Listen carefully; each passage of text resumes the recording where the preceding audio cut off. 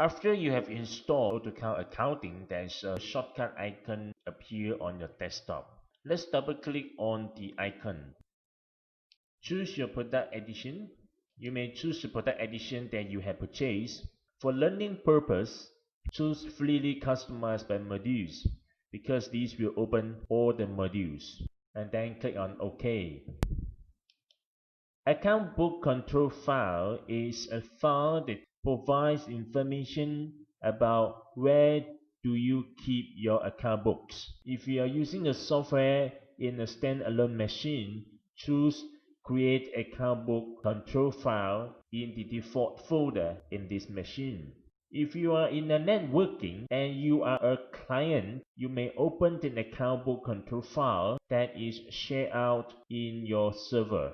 For our case, I'm going to create a account book control file in this machine. So I click on Next.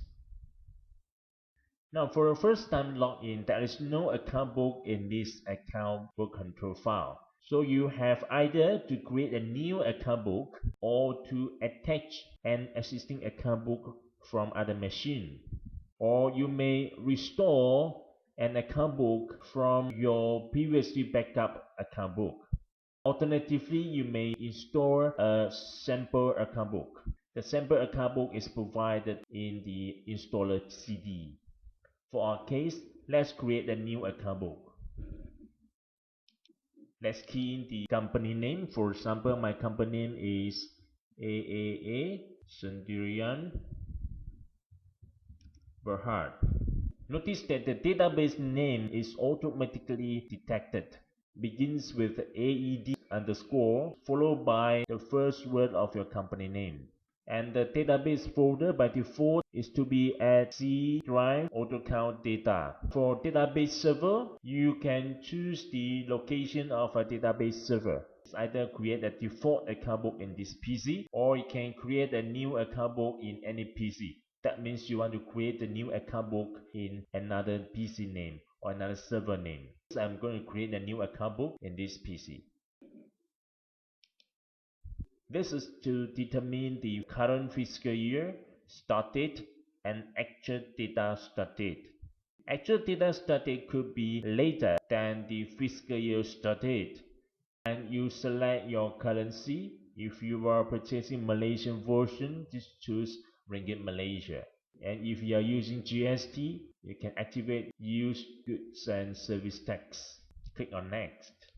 This is to specify the package that you have purchased, either only accounting or accounting with stock control, or only invoicing package. By default, the account code format is AAA dash followed by another 4 digit. A stands for an alphanumeric character only in this position, which is A to Z 0 to 9. If you want to use a free format, you can just leave the account code format blank. Or you can design your own code format according to characters listed here.